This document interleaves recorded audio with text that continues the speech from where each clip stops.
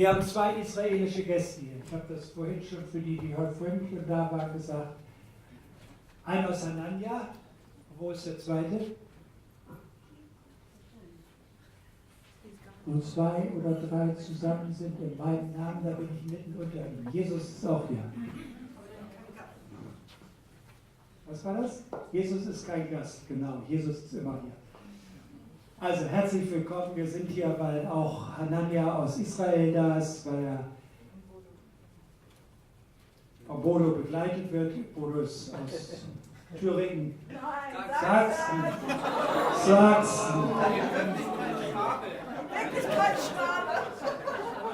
Okay, also da irgendwo im Mittleren Osten kommt Bodo her. Und wir wollen anfangen mit was anderem erstmal. Wir haben eine Gruppe von jungen Leuten, die gerade in Israel waren. Kommt mal her, hier ist euer lieber Bruder, da sitzt. Kommt mal mit nach vorne. Angelika, komm. Keine Bange, du musst nichts sagen, ich frage dich nur was. Keiner geht nicht. Komm, ich bin doch auch schon.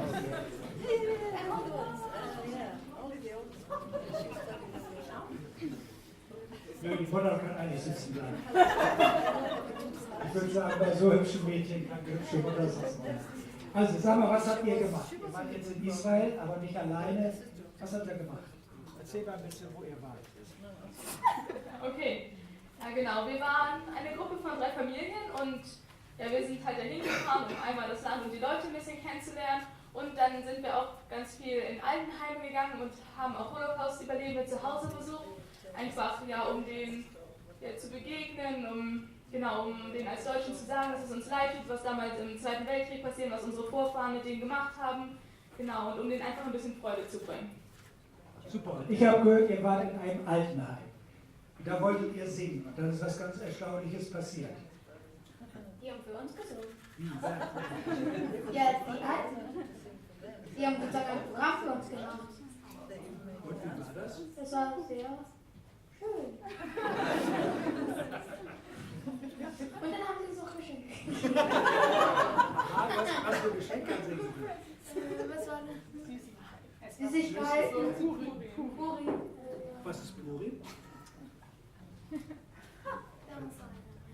Da muss ich einen deiner Schwestern fragen. Was ist Puri? Puri ist das Fest, wo Esther, das ist die Geschichte mit Esther. Die Geschichte mit Esther. Okay, also wer das nachlesen will, im Zweifelsfall aber die Google fragen, der weiß das alles. Also schmeißt Esther in Google und dann wisst ihr was. Was war denn für dich das Beste auf der Fahrt? Also ich fand alles gut. Das war alles sehr schön und voll mit Erlebnissen, einmal das Land kennenzulernen, aber auch in den Altenheimen die Begegnung. Und ja, ich fand eigentlich alles richtig schön. Was war denn außer Altenheim noch gut? Was war denn sportlich das Beste? dass wir auf Massaker waren. Was ist Massaker? Was ist das denn? Und was ich alles sagen wollte. Das ist eine alte Festung gewesen, die König Herodes erbaut hat. Und da seid ihr hochgekrabbelt? Ja. Rauf und runter? Boah, toll, fit. Hast dein Junge richtig fit erzogen. Also Hintergrund von all dem war, insofern fragt sie nachher, wir machen hier jetzt keine Fragestunde, das ist nicht der Sinn und Zweck der Übung, dass 3 Familien mit den Kindern nach Israel gefahren sind, logischerweise Land und Leute angeguckt haben, aber ein Land ist eigentlich immer nur so gut wie die Begegnungen, die man hat. Das heißt, man kann hingehen, man kann Israelis besuchen, man kann sie kennenlernen. Einfach mal als Ermutigung, wenn sich sowas ergibt über die Schule, Schüleraustausch oder so. Hier werden 3, 4, die dann mal das nachfragen können. Sag mal, ihr habt auch ein Programm gemacht. Also die Alten haben ja nicht nur für euch gesungen. Ich vermute mal, du hast Geige gespielt, oder nicht? Ja?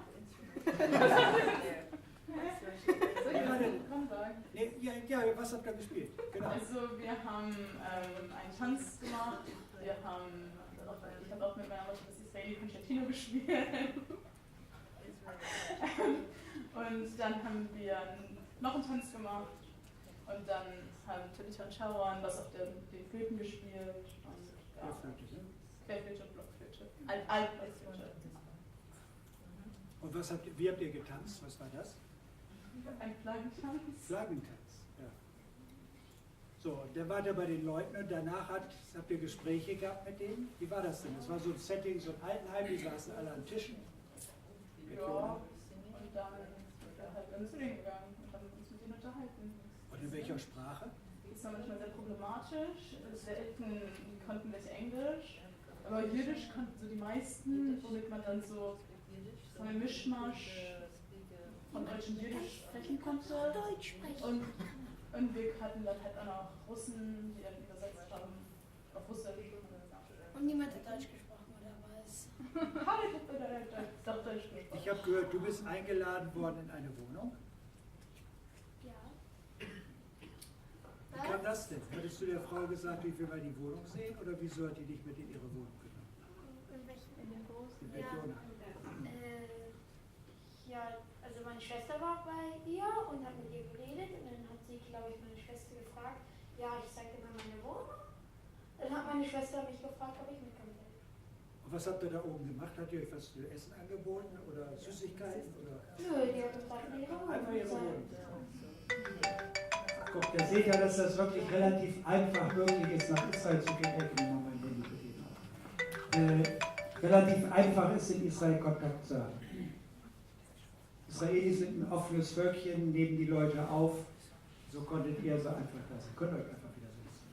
Okay, danke.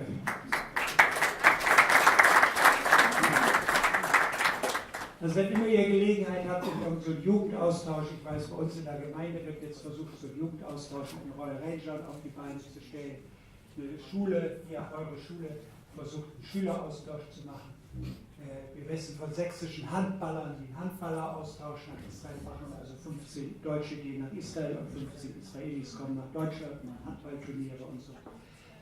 Nehmt jede Möglichkeit wahr, im Ausland Kontakt zu Leuten zu haben. Hier seht ihr so ein schönes Beispiel, wie das ist. Okay. Hananya, you are trying to have a lot of contacts with people too, but you use modern media. So just come here, explain a little bit who you are, why you are here, and so on and so forth. All right. No translation? No translation. He'll translate directly, so you can turn to him, and if he gets red, then you have to slow down. All right. Don't talk too fast. Not talking too fast? All right. No, I'm kidding.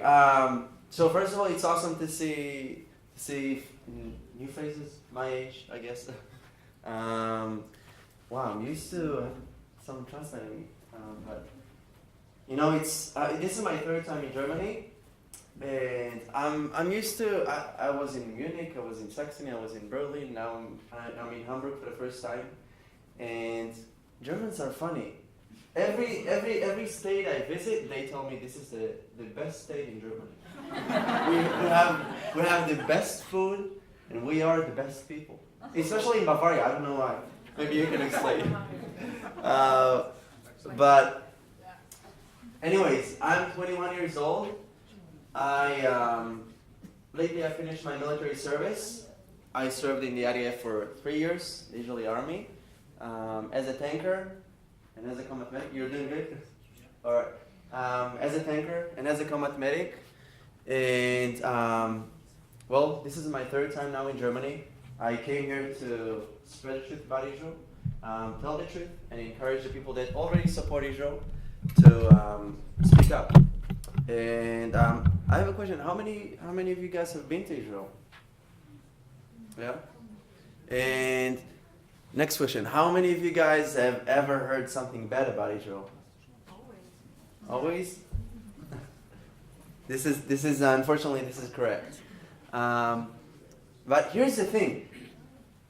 It's hard to know the truth about Israel. It's hard to know what's happening in Israel because the media is not interested in the truth. The media is interested in rating, in getting money, and well, most people don't care to hear the truth about Israel. And media tells that, you know, we are committing a genocide, that soldiers are killing innocent people on a daily basis. Well, I served in the army for 3 years, so I came here to tell you a slightly different story. And in the time we have, I'll tell you a little bit about what I do in Israel. Few stories from the army, if you don't mind. And I'll encourage you a little bit. So it's going to be fun. And, well, you know, it's interesting that people say that genocide is killing a race, is erasing a race from a country. And people say that we, the Israelis, we kill Palestinians, that Palestinians are very oppressed by the Israelis. And, well, I don't blame the people that come against Israel because they get lies, so they simply reflect the lies they hear. Little do they know is that the numbers of Palestinians in Israel, for example, is increasing, not decreasing. So there are more and more and more and more Palestinians, more and more Arabs, more and more Muslims, which is unlikely for if we compare this to what the media is selling. And it came to a point that I was angry because I saw that people only talk bad about my country. I mean, I was born in Israel. I'm 21 years old. I want peace. I don't want to live in a war or something like that. In Israel, when you finish high school, you have to join the army. I mean, it's not question. This is compulsory, and it's something that you know. It's not that we like to go to the army. I can assure you that it's not that I had fun in the army, because I would prefer to sit in my house, play PlayStation, and not like being a tank, do what people tell me to do. Because it's not fun that you know, people tell you what to do, and if you don't do it, go to jail. If you ask IDF soldiers, they would tell you, I don't like wars. I don't like to do what I do. I would prefer to sit and hang out, chill, like you guys in Germany. You have to understand that the situation in Germany, in Israel, I don't know what the situation in Germany is. The situation in Israel is very, very different. We have to go to the army. We have to defend Israel. If we don't do it, who else will do it? And we have existing threats. This is something that is very challenging for us, the Israelis. Although I admit, in Germany you also have threats, like the weather. This is like, I thought that I love, like, I came to Germany, I was like, fog, no sun, yay. Because like we have so much sun in Israel, so. But last week it was raining, and like I'm used to that, you know, it's raining in Israel for an hour or two, and that's it. Here it was like raining for the whole day. And I was like, wait a minute, what's going on here? I mean, I don't like the weather. Or, for example, another threat, another crisis. We were driving in Saxony, and well, we bought ice cream, and the driver, his ice cream fell. He had to stop the car and clean it up, and whole crisis, right, Bodo? Yeah, it was his fault. No, I'm kidding. The situation in Israel is different, and I participated in the Gaza war as a tanker, and again, it's not something that I liked. It's not something that I enjoyed. Who enjoys being in a tank for a week with 3 more people, where you know, sleeping is a challenge. You can either sit or you can either stand. Bathroom is a challenge. Imagine this. No air conditioning. We actually had air conditioning. Yeah. This was the advantage. Yeah. And it's hot. And it was hard for me to see how does the international media completely sell to you guys lies about what's happening. This is why I was angry. Literally, I wanted to make a change. I was crazy enough. Oh, was it my fault? No, never mind. Sorry about that. And I was angry because I saw that the media is always speaking lies about Israel, and I decided to make videos try to explain the truth of my country. At first, no one would watch the videos. It was quite embarrassing. My friends would make jokes on me. But I kept on doing that. And well, today millions watch the videos that I make. And people invite me to come. Like, I'm happy to be here. And perhaps you want to show them the videos that we agreed that you will show them? Sweet. All right. Whoa. Oh, you made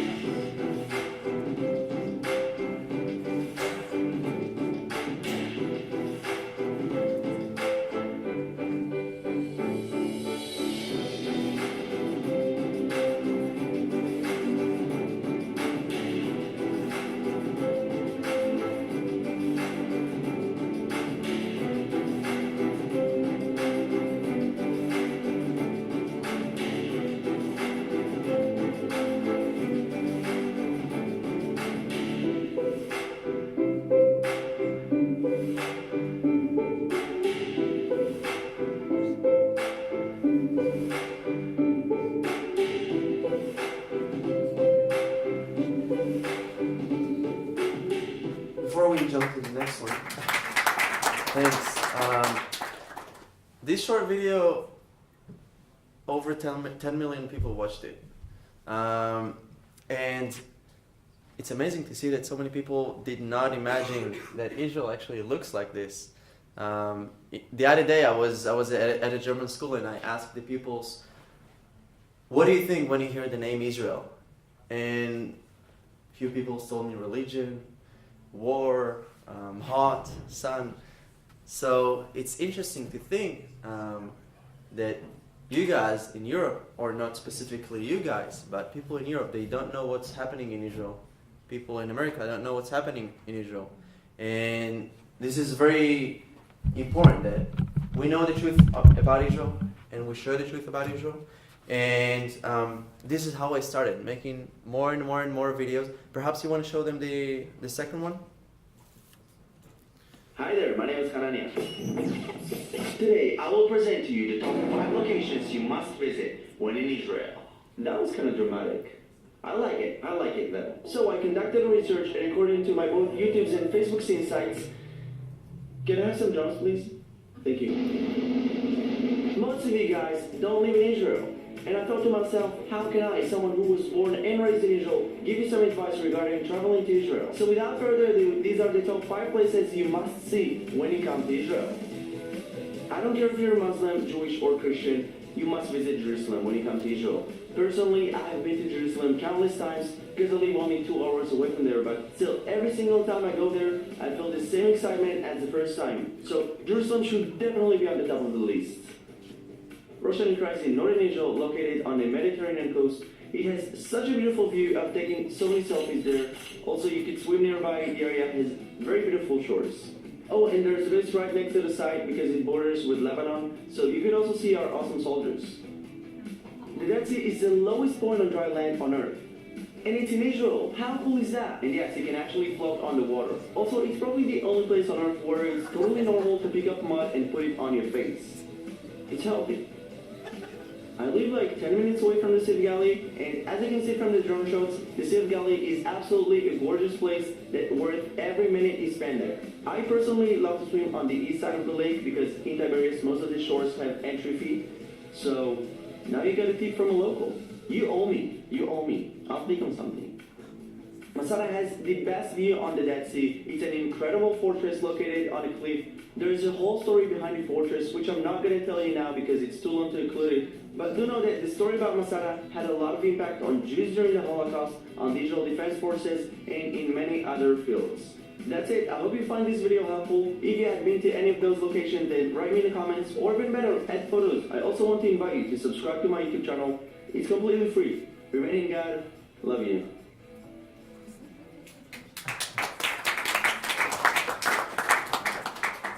Kind of funny to watch myself on the screen. But So this is how I started. In the army, I would come back from the base, film videos, and just to let you guys know how important that is for the state of Israel. I'm a normal person, and I started to make those videos before I flew to Germany. I actually met with the Prime Minister, and we filmed a video together because this is so important for the Israeli government to spread the truth about Israel. When I was in Berlin, I decided to wear the Israel's flag in the Brandenburger Tor. Is this how you say it? Well, some people told me, "Are you sure about this? Because it's Berlin. It might be dangerous." And I thought to myself, if people raise Palestine's flag, why wouldn't I be? Why should I be ashamed? I'll do the same. And well, I got some interesting comments.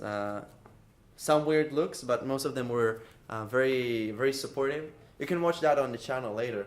But back to the army. I told you I served in the army as a medic. I had very interesting encounters because 99% of the people I treated were actually not Israelis. They were Syrians, Palestinians, and terrorists. Only 1% were Israelis. And this is something interesting. On the first day when I joined the army, they didn't give me a weapon, and they didn't give me, "You're a man now, go serve your country." Actually, on my first day, they gave me like a booklet, and they said, "Read this because we're gonna test you." And in this booklet, there were a lot of values. We call it the Code of Ethics. And it's interesting that on the first day in the Israeli army, they teach you how to be a human being. They don't teach you how to fight. They don't teach you how to defend your country. They teach you how to be a human being. Because we say if you're not a human being, how you can defend Israel? How you can defend people? First of all, know how to behave yourself. And later on, you can defend Israel. And an interesting story with Syrians in the Golan Heights. Almost every night, we would treat Syrians, receive them at the border, and give them medical treatment. And I had this a lot of interesting stories, but I'll share with you one of them. That I always imagined that like the Syrians we will receive at the border.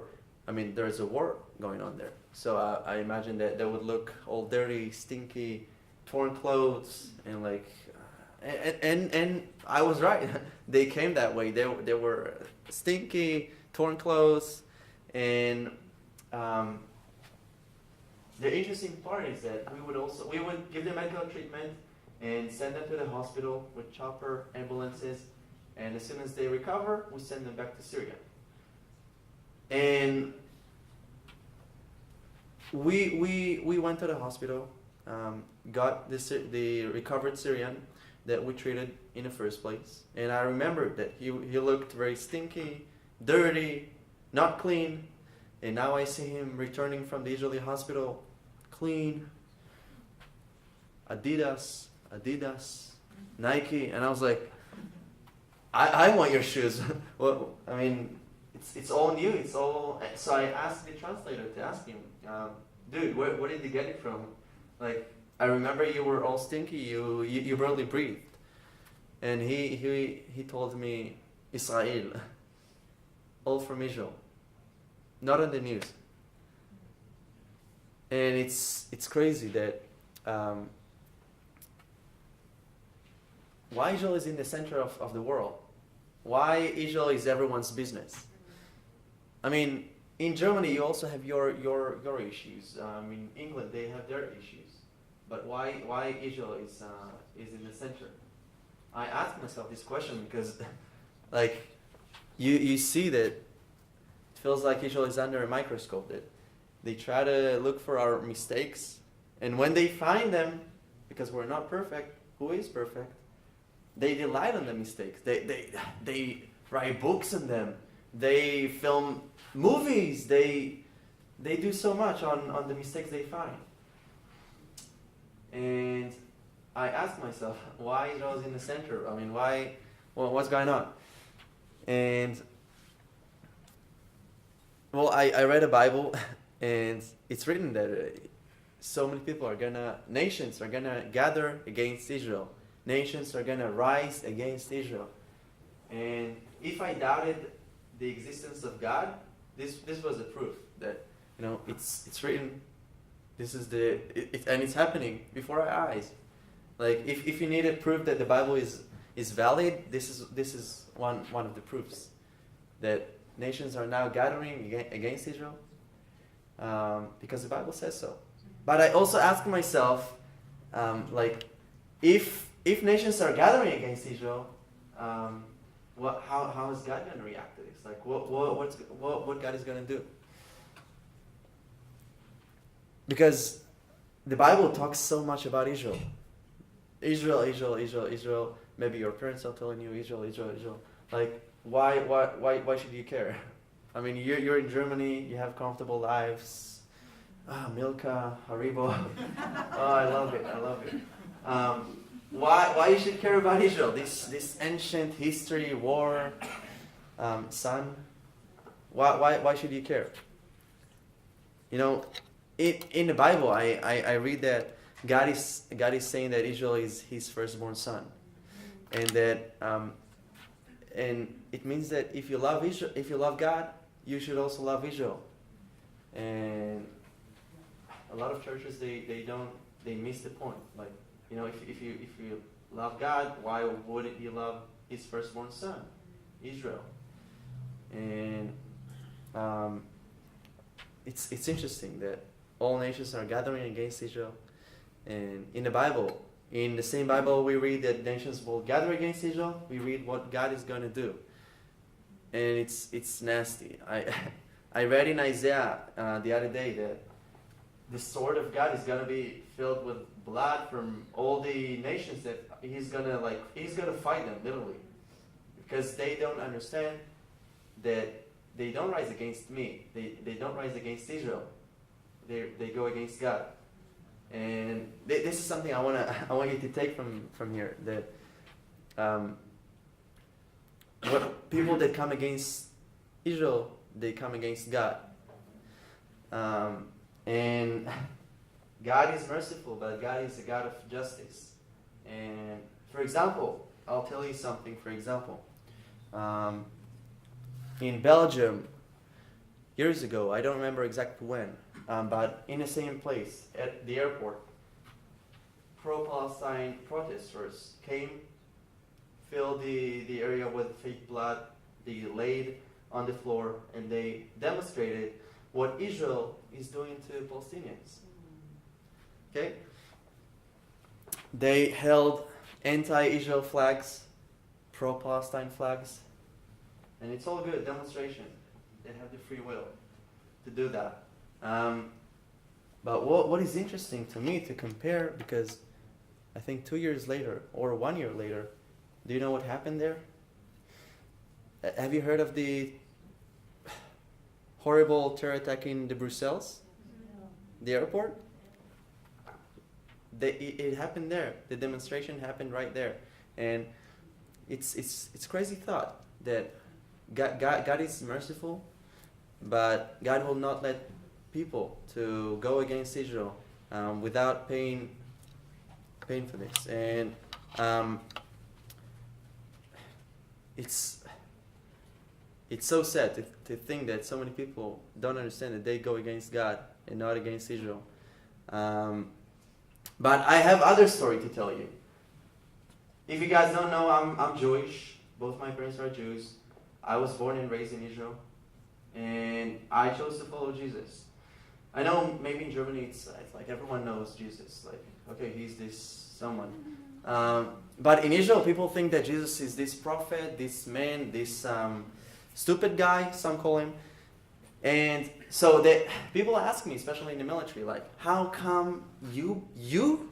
I mean, you're Jewish. Why do you believe in Jesus? It's like complete opposite. I mean, you're Jewish. Preserve your heritage. Preserve your Jewishness. They don't understand that Jesus is Jewish, right? they don't get it that Jesus was a Jew. His first disciples were not you guys. They were Jews, and it's something that a lot of Jews don't understand. I had some interesting incidents in the military as a follower of Jesus, because there are over 70% Jews, and like this about Christians. And during the Gaza war, I told you I was a tanker inside a tank. I staffed the tank with lots of snacks. They didn't have a Haribo or Milka, unfortunately. This could do miracles. But well, I staffed all the shelves that I could with snacks, lots of snacks. But I found a place for my small Bible, and I thought, maybe I'll find time to read the Bible, and who knows. And I found time to read the Bible, but in 1 week I read one verse. I remember I read how this verse goes. The candle, the God's candle is in front of your legs. How do you say it? Yeah? Yeah. All right. So, and the point is, whoa, calm down. The point is that I did not read the Bible every day like I wanted to. I read maybe one verse for a week, and I learned how powerful the Bible is. Like I never imagined like that I would adore this book, like, because I always thought of it like, it's a holy book, but it's a bunch of history, not always interesting. But I realized that so much wisdom, relevant for this year, relevant forever, and it's depressing to be in a tank for a week, not being able to sleep properly. If my best sleep was like this, it was for only 2 hours. Depressing. I was depressed. But whenever I found time to read the Bible, wow, this would like fill up my happiness, lower my depression, and it was amazing. It's like a charger, like we charge our iPhones. I hope you guys have iPhones, not Samsungs. But anyways, no, I'm kidding. It was like a charger to my faith, and it's amazing how there's so much wisdom in this book. My friends, they weren't believers, obviously, and they noticed that I read this weird book instead of like eating something or getting some sleep. And well, they didn't tell me anything back then, but after the Gaza war, after it was all over, my friend came to me and he told me, I had this Shabbat dinner with my family, Orthodox Jews, black, white, and I told them that I had this tanker in a tank that he read this book, and it's like our Bible, but also the Christians' Bible, and it's weird. What do you guys think about that? And his uncle told him, go to your commander and tell him that you're not willing to be in a tank with this guy, because that book is a curse. That's a miracle that you survived the war with this curse. I mean, this is what Jews think about the Bible, about the New Testament. It's like there is a veil that it's covering their eyes. We open the Bible and we can see Jesus in the Bible. We can see, we read prophecies. We read about Jesus. Somehow Jews don't get that. And that's something we could pray for. But I also got a lot of opportunities to witness to people and to share my faith. That was one of my major concerns when I joined the army. I thought to myself, oh my goodness, I'm with my family. They're all believers, supporting me. They got my back. What am I going to do in the military? Because on the first night, you're sleeping with 8 more soldiers. No one cares who you are. It takes them time to open up. Who's going to be my back? And we always need fellowship. And this was also something I learned. Fellowship holds your faith. And I decided to not be ashamed of my faith, but to not talk about Jesus. I didn't want to talk about Jesus because I told you guys that Jews are very, very sensitive. I thought to myself, if I believe in Jesus, people should see Jesus in me, right? People should see what I believe in, and they came to me with a lot of questions. How come you're not going to party with us? Because like we're the platoon, we're going together, we party together. But I didn't come with them, and it was awesome to be able to share Jesus with people. It's funny because I visit Jerusalem oftentimes. I live only 40 minutes away from there. Now I live in Tel Aviv, and sometimes I see like Christians, like good Christians, European Christians, coming to preach the gospel. Except they like hold huge signs. It says, "Turn back to Jesus. Jews, Jesus is waiting for you." Stuff like that. And I'm like, oh man, they don't get it right. They got it wrong. When Jews hear the name of Jesus, they run away. They run away. Like there's even a nickname in Israel for Jesus. In Israel, in Hebrew, we say Yeshua. The nickname is Yeshu, meaning may his name and memory be forgotten. They don't want to remember Jesus. A lot of people hate Jesus. I told you that I have large audience on the internet, on Facebook, YouTube. As I grew with the audience, the hate grew, because it's weird that I'm Jewish, I follow Jesus, and I fight for Israel. People wrote articles against me. People posted stuff against me that I'm trying to steal precious souls, to steal Jews, bring them to Jesus. This is reality. And it's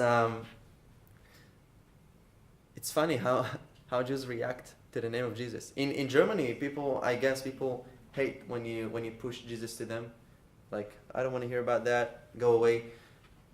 Same with Jews, but a little different. So I encourage you guys also. Sometimes you don't have to hold a sign that says follow Jesus. Sometimes you have to follow Jesus yourself, and people will see it. And this is something I learned in the army, that people see Jesus in you. People see that you are weird, and sometimes, and it's very interesting. Now back to the love of Israel, this boring topic. No, I'm kidding. I asked myself, you guys live in Germany, you know the churches in Germany and in Europe. I noticed that a lot of churches, they actually don't care about Israel. But I told you that the Bible is talking so many times about Israel. So I was like, guys, what kind of Bible do you read? Don't you read the Bible? I mean, it says, Israel is my firstborn son. Why churches have neglected Israel? I personally, I believe that the people that have neglected Israel, that did not love God's firstborn son, are the people that will come to God and say, God, we served you, we loved you, and we came to church, and it was all good. But he will say to them, I didn't know you. And I pray that God will wake up the churches. I hear that this year is the 500th anniversary of Martin Luther. And I recently learned that there was a symbol at the entrance of the church. It's like a pig, and there's a Jew under the pig, something like that. so ungodly, so not according to the Bible. Again, what kind of Bible do they read? And it's just sad. It's just sad, and we shouldn't only pray for Israel. We should also pray for the people that don't know the love of Israel. I had a friend, Palestinian friend, still have this friend. He was ex-Muslim. Long story short, he was a sniper in Fatah. He used to be a terror organization. He shot Jews. He killed Jews. And he found himself in America. He found Jesus there. Long story short. And so as he was starting his relationship with God, he noticed that he starts to love Israel. And he asked God, why do I love Israel? They're so bad. They're so bad. I should hate them. My parents told me to hate them. And he writes in his book, he wrote a book, he writes there, that God replies to him, if you love me, you also love Israel. This is healthy. It means that you're on the right path. And it's interesting that some people, God is very important for them. But is God really important for them if Israel is not important for them as well? People ask me, okay, you're talking about Israel and yada yada, awesome, but let's talk practically. How would you solve the Middle East conflict? You're sharing the truth about Israel, all good. You're viewing Israel in a beautiful eye, but how would you solve the Middle East conflict? And that's a question that so many people ask themselves. Scientists, not people that are smarter than me, I think. And my first impression is education. If you open Palestinian television, you can see their cartoon shows where it's all colorful, beautiful, but they show how they killing Jews, stabbing Jews. If you know Arabic, you can Google this. You can put this on YouTube. Very easy to find. And I thought to myself, okay, this is cool, cartoon shows, but does it really affect their minds? Does it really do the job, the so-called job? And I have another story for this. As I was in the army, medic, I was at a checkpoint. Checkpoint is a place where Palestinians can enter Israeli territory, but Israelis are not allowed to enter Palestinian territory. Again, you don't know this. Anyways, I was at a checkpoint. A lot of people passed there. I was in the back of the Jeep, the ambulance, chilling, playing games on my iPhone, trying to gain some new levels. Anyways, suddenly I heard shots, like, out of nowhere. And I was a new medic, so it was all new to me. And so I figured out what happened. And a Palestinian girl, 19 years old, she ran towards an IDF officer with an axe, and she wanted to kill him. She ran and she screamed, and she like this, and he neutralized her. These were the shots I heard. I'm a medic, reminding you guys. My job is to save her life, because like they taught me, first of all, you're a human being. No matter who it is, you treat them. So I came, treated her. We came to her, the medical crew, wanted to figure out what happened. She was laying on the floor, and so I was on this side of her. My friend was on the other side of her. Pulled out her jacket a little bit to see the wound, and eyesight was all wired here, like it was like a little box with red wires, and it was crazy. 19 years old, like it's like our age, and she not only that she wanted to kill a Jew, an Israeli, She knew that she's going to die if she wired herself. And she knew that when she's dead, we will come to her, and she wanted to kill us. This is the fruit of incitement. On Facebook, so many posts against Israel. My friends conducted a research, and every 86 seconds, there is a new tweet on Twitter against Israel. I thought to myself, we've been through some history, the Jews. Didn't we learn from the history? Like, over 6 million Jews were slaughtered during the Holocaust. 1.1 million Jews were killed in Auschwitz-Birkenau. And still, this is happening. I want to end with an interesting story. Last week, I visited Poland, Auschwitz-Birkenau, for the first time, together with a German school, 15 years old, 15, 16. And it was a hard experience for me as an Israeli, as a Jew, but it was also very hard for them as Germans. And I saw that they don't know how to react. They see this and they're like, this is crazy. And some of them walk away, build a wall, like, no, this is not, has nothing to do with me. Some of them cried, and my heart was broken. There's a room with hair of the women.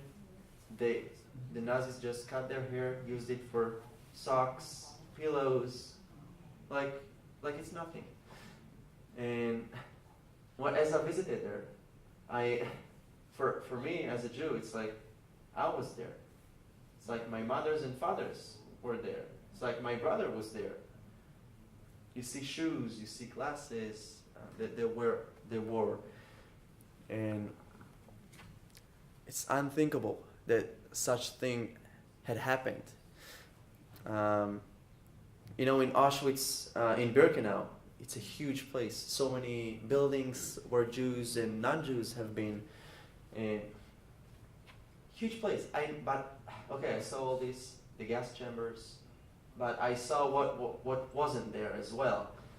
I didn't see a library, books, soccer field, playground. It was like literally a place where people came to die. People came to not return. And it's crazy. And we think that, okay, people learn from the history, this will never happen again. A lot of people are saying never again. But what do we actually do to make sure that never again happens? I'm making videos on social media. Every day I get comments like, Heil Hitler, kill the Jews, let's build gas chambers again, Jews belong in hell. Didn't people learn from the Holocaust, from the past? I'm not telling you guys this story to make you feel guilty or anything like that, because Germans also feel pain. And I think that for Germans, it's a way to handle this, to disconnect from the past. But I think that we shouldn't disconnect from the past. We should learn to build friendships. We should learn to walk together. This is why I came with the German school, to see this together and to reconnect with this together. Because a lot of Germans, German pupils, they see, okay, this is the history, has nothing to do with Israel, right? But Israel is the answer to the Holocaust, actually. Jews ran to the Holocaust, to Israel. It was their wish, next time in Jerusalem. And, I think that building friendships is a great way to deal and react to this history. Germans feel pain, Jews feel pain, Germans feel guilt, Jews are hurt.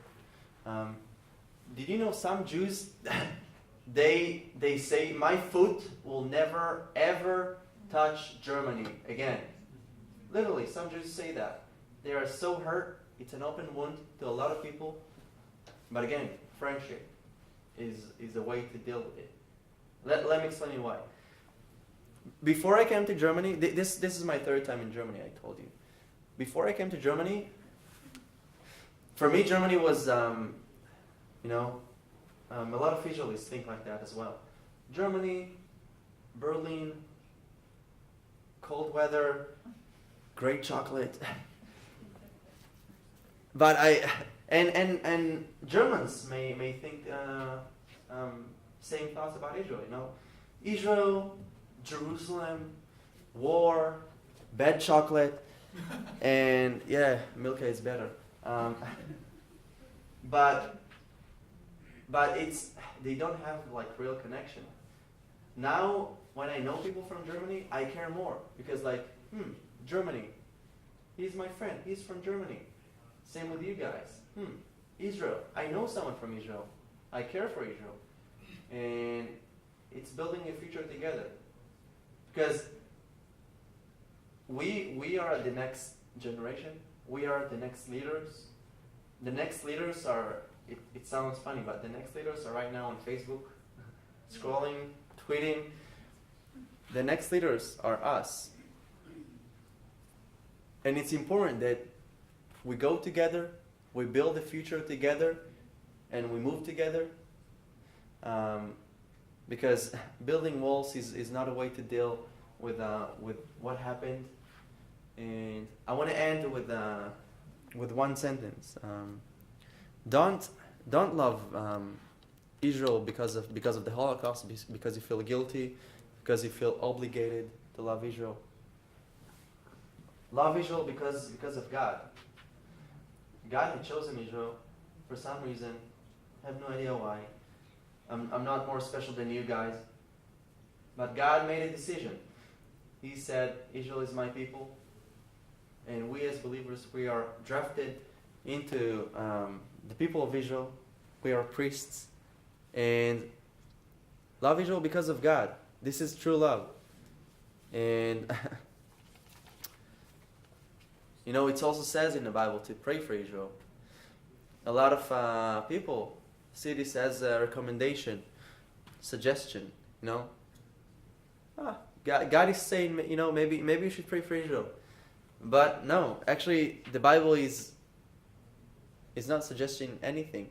It's telling you what to do and what not to do. It's a command. And praying for Israel is very, very important. Because it is important for God. Maybe you don't understand. Maybe you don't love Israel. But it's fine. You should pray for love for Israel if you don't have love for Israel. Because it says in the Bible, if you need anything, ask from God. He's able to do everything in His will. And I just want to encourage you guys to take a bold stand for Israel. I made a video with Prime Minister Netanyahu right before coming to Germany. This was so cool because I'm just 21. Why would they want to make this video? Anyways, I asked him this one interesting question. Yo, Netanyahu. No, it wasn't like this. I said, Prime Minister, as Israel's leader, as the Prime Minister of Israel, how can we, the people, the normal people, help Israel during this ongoing battle on social media? And he goes, it's with his deep voice, it's in real life. And he goes, it's very easy to defend Israel. All you need to do is to share the truth. People that go against Israel, they need to find angles. They need to twist the truth. They need to think how to do that. We need to share the truth. We have it. The truth is on our side. But we need to do it, he says. The people that were quiet, the people that are quiet are actually strengthening hate towards Jews, anti-Semitism. During the Holocaust, the people that didn't do anything strengthened the Nazis. right? Because they didn't do anything. They hoped, maybe they hoped for the best. Maybe they hoped for peace. Maybe they hoped for the war to end. But I say, don't hope. Don't only hope. Do your best. It's great to hope for the best, but also do your best. Speak up. In our time, it is very important to not be quiet. This year it's a year of political correctness.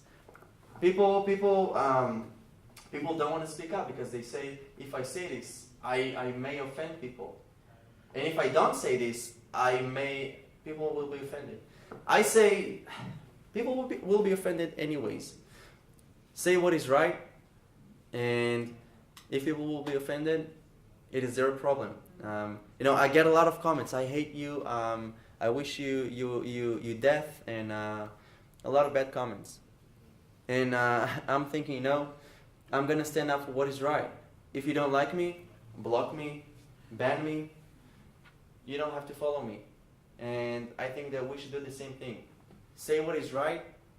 People will be offended. People will not like us if we say this and if we don't say this. But we shouldn't try to satisfy people. We should satisfy God. People are just like us. People are making mistakes. We are making mistakes. Like I said, Israel is not perfect. But also Germany is not perfect. No country is perfect because only God is perfect. And we are commanded to pray for Israel as the children of God. If we call ourselves children of God. Because if we are children of God and we don't pray for Israel, we should ask ourselves, what kind of Bible do we read? So thank you guys very much for your time. I appreciate it very much.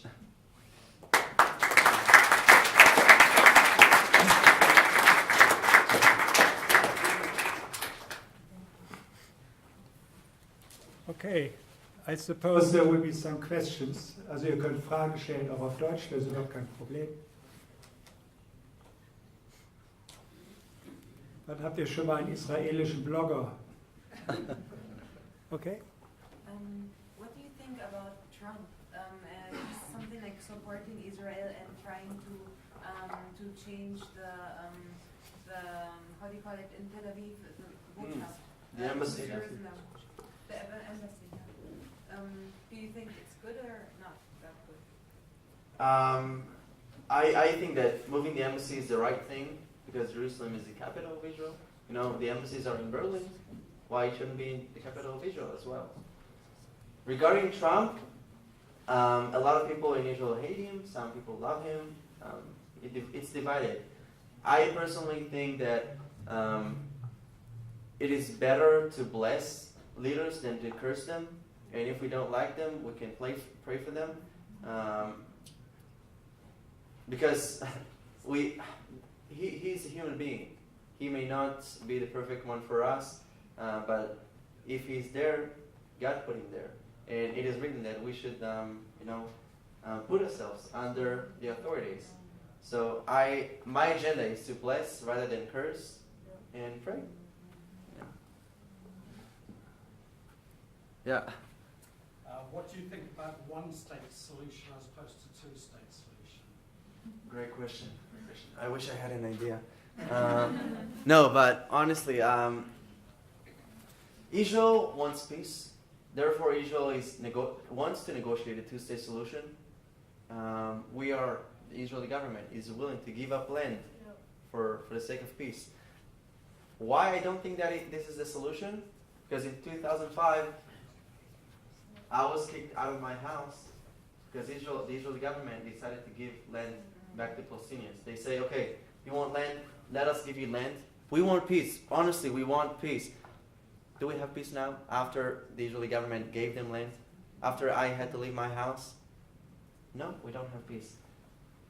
Therefore, I personally think the two-state solution is not what Palestinians are looking for. They have a problem with Jews living in Israel. Why? I mean, we gave them land. Palestinians are enjoying their rights. Over 100,000 Palestinians are working for Israeli companies. Is this apartheid? Is this a genocide? We we freaking pay them more than what Palestinian employers pay them. One state solution is also something that I'm not really agreeing with. Well, the Israeli government doesn't also like that, because it means that it could do worse than better. The Bible says that the land of Israel will be extended till Iraq, I think, something like that. I don't see this happening right now, but I know that God said, therefore this will happen. So any solution that will be executed will probably be temporary. But this is my opinion on the two-state solution and one-state solution. Yeah. Because in the Bible it says that Jerusalem is the head of Capital. the head of Yeah. the throne of God. Jerusalem is the throne of God, and all nations will come to Jerusalem.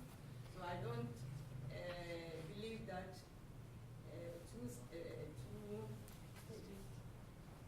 Two-state solution? two states will be possible for it, because it stays in the Bible. The Israeli government is not willing to divide Jerusalem. Palestinians are an interesting people. I have Palestinian friends. I don't hate them. I love them. But if you look back in the history, before 67, in 67 we had a war in Israel, if you don't know. And the West Bank, Judea and Samaria, was held by Jordan. Why did you guys woke up after 67? Why after 67 you want your own state? But Palestinians are not only from Jordan, which is interesting. Some people say that Palestinians are from Jordan, go back to Jordan. Not reality, will not happen. We can't, kick them back to Jordan or something like that. In Israel, every village has its own dialect in Arabic. So interesting. What's more interesting is that in this certain village, the dialect is exactly like in Egypt. In the other city, the dialect is exactly like Qatar or Saudi Arabia or Iraq. Meaning, you don't need to be too smart to understand that they came from all these countries, settled in Israel, and now welcome to the Palestinian people. Again, I don't hate them. It is not humane to kick them back to where they came from, and this is not reality, will not happen. But just let you guys know that this is reality. Palestinian people are actually a group of a lot of people from different countries that now they want to identify themselves. More questions? You have one more? You haven't answered my question. Oh, sorry. What was? I'm asking you that, is it true that two states will be possible? You're asking if that is possible? Yeah, it's not possible, because in the Bible it says that everybody will go to Jerusalem, and it's the throne of God. It's true. It says that many people will come against Jerusalem, but the rock of Jerusalem will not be divided. This is true. Yeah. Maybe this two-state solution will not happen. God knows. I wish I knew. But you're right.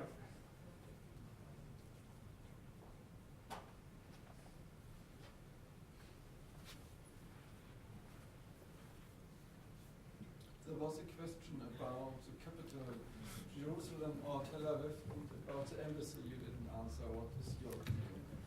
I fully support moving all of the embassies to Jerusalem, because if this is the capital of Israel, then it should be it should be in Jerusalem. Like I said, the embassies are in Berlin, the embassies are in Washington. It should be in Jerusalem as well. I don't know why it's delayed. It should have been there already. Actually, if you guys didn't know, the American consul or White House, I don't remember, they said in 48 or 47 that the state of Israel will exist and the embassies will be in Jerusalem. Yes, we had the same problem in Germany, Mm-hmm. as long as Germany was divided. in East and West Germany. Mm. We had a capital for West Germany in Bonn, and so the ambassadors were in Bonn. And since we are united, Yeah. the ambassadors are in Berlin, because it's the capital of the United Germany. So since 67, Jerusalem is united and not divided anymore. So I think it is the same, like you say. No doubt, the ambassadors have to move to Jerusalem. Sure. I definitely agree. Yeah. What do you think of the Arabs It's having more louder. power in Jerusalem, thinking that the Arabs want to have the Kotel, the Klagemauer, the Wailing Wall for themselves. They want also to have this piece of Jewish identity and calling it Arabic, something like they want to also have this part, right? Are the Arabs getting more aggressive in Jerusalem, or something like, or do they want more political rights? This is interesting. The attacks in Jerusalem have actually decreased. I don't know if this is because of the police or because they attack less. But they have decreased by 30%, I think, in 2016. The fact that Arabs want the Western Wall, which is the Jewish side for thousands of years, is quite absurd. People that say that we are living on occupied land, they should actually read the history a little bit. There was a city called Samaria, Jewish city.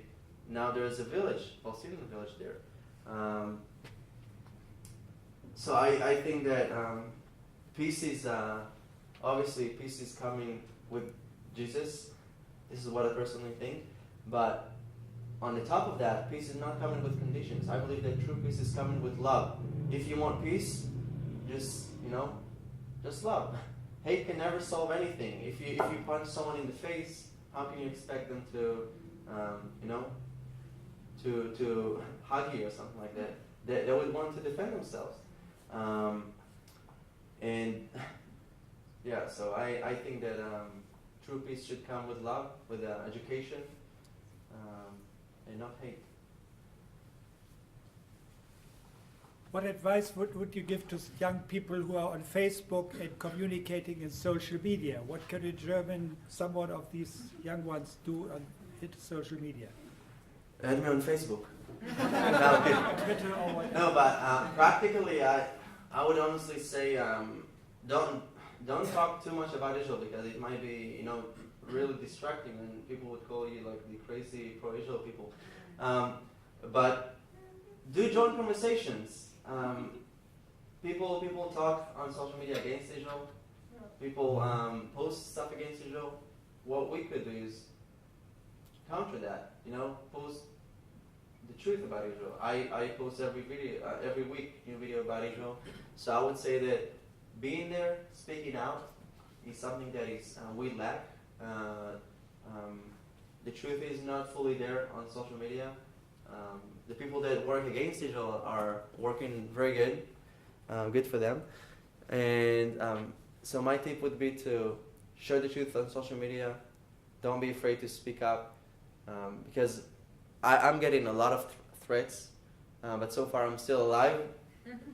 People tend to threat a lot, but do less, do very little. So it's speak up. Yeah. Mostly the Muslim people? Lauter. Is this the Muslim people who threat you, or any kind of people? I have no idea. The beautiful thing about the internet is that you can be anonymous.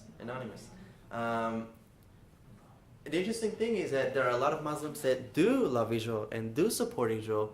I'm getting messages from Palestinians that love Israel, which is awesome, from Malaysian people, Iranian people, but the common thing that they all have together is that they tell me, please don't talk about this. This is a secret. This will put our lives in danger. Society doesn't allow them to do that. We can talk publicly about this. I mean, if people raise Palestine's flag, the Palestinian flag in Berlin, why I should be afraid to walk with Israel's flag? Actually, a lot of our messages that I get are coming from Palestinians and Muslims that do support Israel, but they can't express this. Why there are some Israeli people who are also spreading bad news about Israel? Yeah, maybe you know about. This is very interesting. Also to me, sometimes I'm asking the same question. I think that, have you guys heard about Elor Azaria? Have you heard about this story? Okay. The Israeli army is the army of the people. You finish high school, you join the army, you serve your country. We're coming from a lot of backgrounds, families, values, but the idea is teaching one thing: be a human being. Some people, very few, they take the law into their hands and reinforce it on other people. It happened once, and maybe twice, or maybe more. And the people that are against Israel, they delight on that because they tell you guys that this is Israel, and the only side of Israel, and this is not true. I believe that the Israelis that hate Israel, they don't understand what Israel is. Some Israelis they don't even like living in Israel, and this is absurd. I think that they don't understand the privilege of living in Israel. My parents, when they came to Israel, they kissed the ground. They never take the land for granted, and I inherited this value from them. And some people just throw the pearls to the pigs, the so-called. Yeah. Kannst du ihn bitte fragen, was Hananya glaubt, was aktuell die 3 größten Gefahren für Israel sind? So the question is, what are the 3 most dangerous things that Israel experiences at the moment? At the moment, indifference, meaning quiet people that do nothing but know a lot. Second thing would be hate. Like I said, hate can never solve anything, and if people keep on hating, we can't move forward. And the third thing is that a lot of people in Israel don't know who their God is. A lot of people in Israel, it's like something is blocking their sight. They read the Bible, they don't see Jesus there. And like she said, Jesus was a Jew, Jesus is Jewish, meaning if I follow Jesus, I'm the complete Jew. So, indifferent people, hate, and the people of Israel, they don't know God. Because until they will know God, they will suffer. It also says in the Bible. Yeah. Sorry. What I came across in Israel is I found very cool people, like 20s, mid-20s. They say, they think Jesus is a nice figure in history, but they can't accept him because their families would just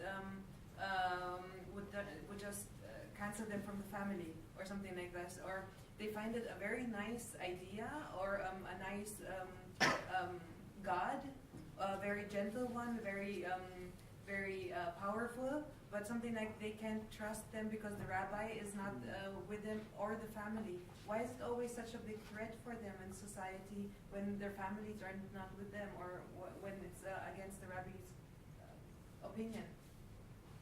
Something like, why can't they stand on their own? Sometimes God always helps you always and always, but why can't they just stand up for themselves? Some people that know Jesus but didn't accept him yet. You know what I mean? I think I understand the question, but I don't have an answer. It's just something that we need to pray for. A lot of Jews, in some families, if you believe in Jesus, you're not part of the family. You're they disown you. Happens. Not in most families. because now there is a trend, especially where I live in Tel Aviv, that the trend of acceptance. In Tel Aviv, it's funny. Being weird is being normal, and being normal is being weird. So like, everyone is accepted. Be however you want. So it depends on the location also. In other places, they would disown you. So it differs from. But I have no answer.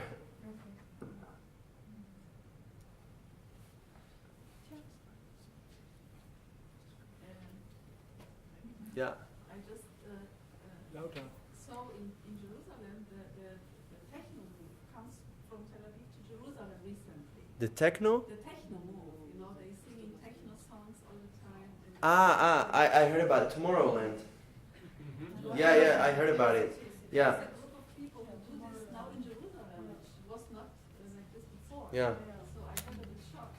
What's happening in Jerusalem right now? I also heard about it. In the same way that God is working in Israel, Satan is trying to oppose it with his own ways, sneaky ways.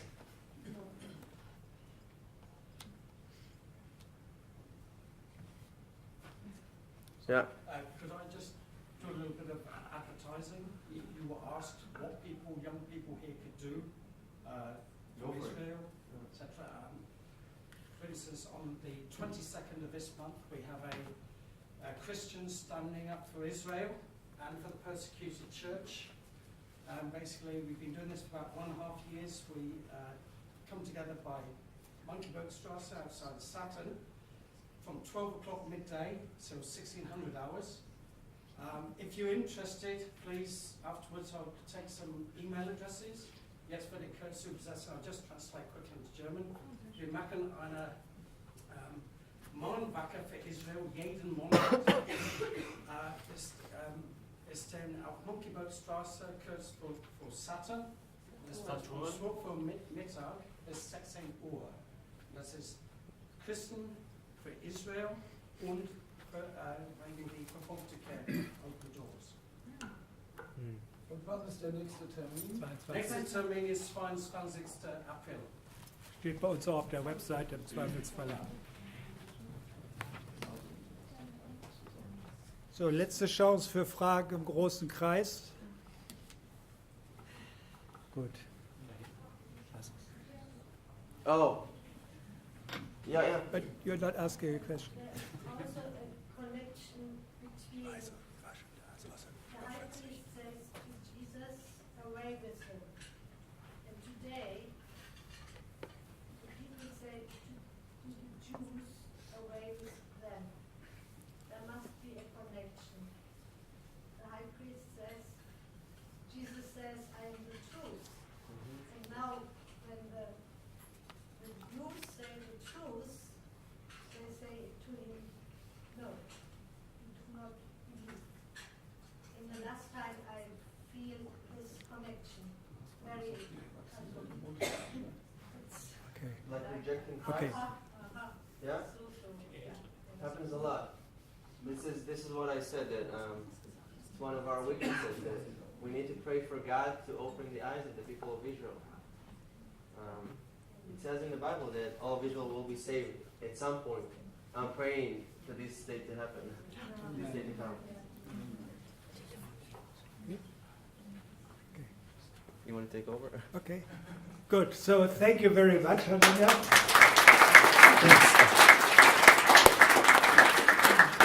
I'm sure you have to pass some email links or whatever it is that people can stay connected with them. If you need technical advice here, please ask Micha. Don't ask me. You're the next generation. I'm one of these old timers. The Bible says very. We just want to hand over something. This is German-Jewish friendship. You know, this flag was used very often, even in Auschwitz, and for reconciliation with a dancer who danced quietly, and so this was our symbol we wanted to greet you with, but we forgot. But we didn't forget the Milka, you know. Yo. And you gave your heart. Sweet. And so these two things, Heinrich will explain to you. First, Milka.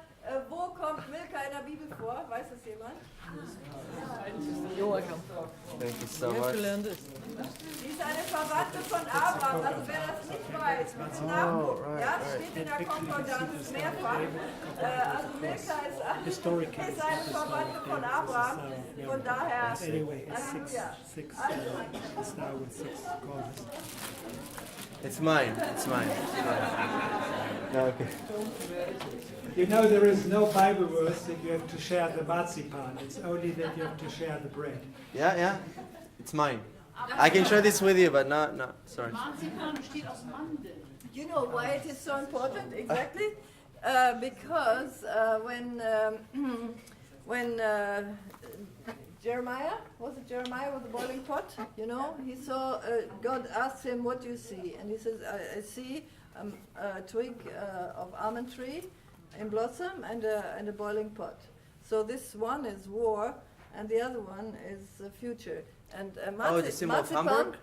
Marzipan is made of almonds. So it's the fruit of the almond blossom, you know. This is why we love to give marzipan, because it was made of this, and it's a speciality of this area. So eat the fruit of what you shall eat the fruit of what you have taught us. Thank you so much. Wir haben noch einen Auftrag heute Abend und das ist keine Option, sondern es ist ein Auftrag. Gott hat gesagt, nicht etwa gesagt, wenn du Lust und Laune hast, wenn du wach bist, bete für den Frieden Jerusalems. Sondern er hat gesagt, ohne jede Bedingung, bete für den Frieden Jerusalems. Ich gebe an der Stelle mal eine kleine Erfahrung von einem der letzten Kirchentage weiter. Wir haben ja geredet darüber, ob Jerusalem denn nun ein Jerusalem wäre oder ein geteiltes, und Israel meint, es wäre ein Jerusalem, und die Palästinenser meinen natürlich, es müsste geteilt werden. Wenn immer ihr so eine Diskussion mit irgendjemandem habt, könnt ihr ihm sagen, komm, lass uns beide für den Frieden Jerusalems beten. Du betest für Ostjerusalem und ich bete für Westjerusalem, und dann haben wir beide für ganz Jerusalem gebetet. Also lasst uns mal die Diskussion beenden. Wir beten beide für Ost- und West-Jerusalem. So. Ihr könntet euch früher, die Älteren, sowas mit Ost- und West-Berlin auch vorstellen. Vermutlich wird die Diskussion an der Stelle beendet sein, aber die Erfahrung macht man selber. Und dazu geeignet ist sofort ein einziger Psalm, der ist schön kurz, ich kann ihn leider immer noch nicht auswendig, das möge meinem Alter zugute gehalten werden. Und zwar Psalm 122. Und den wollen wir nochmal zusammen kann ja nochmal auf Hebräisch proklamieren. You just do the whole psalm verse by verse. Let's do it. We do it verse by verse. Also erst Hebräisch, dann Deutsch. Und dann gibt es noch was von Englisch. Halleluja. I wish I knew Deutsch. No. Ich spreche nicht gut Deutsch. You do it in German and I do it in Hebrew. Nein. Nein. You do in Hebrew and we in German. Ja. Klar.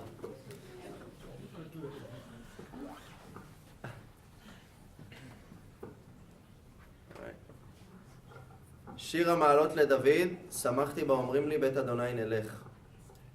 Von David, ein Wallfahrtslied. Ich freute mich über die, die mir sagten, lasst uns ziehen zum Hause des Herrn. עומדות היו רגלינו בשערייך ירושלים. Nun stehen unsere Füße in deinem Tor, Jerusalem.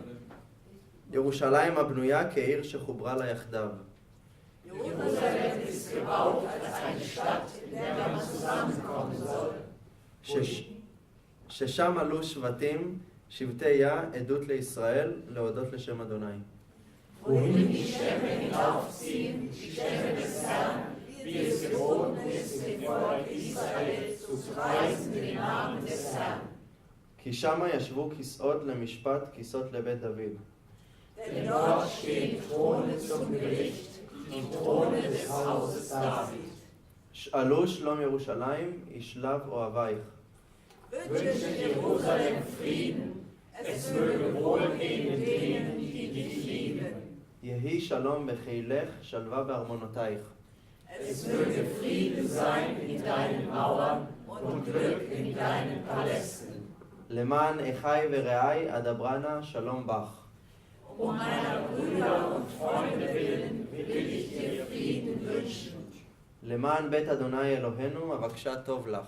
Des Hauses des Herrn willen und unseres Gottes will ich dein Bestes suchen. Amen. Amen. Halleluja. Shalom. Amen.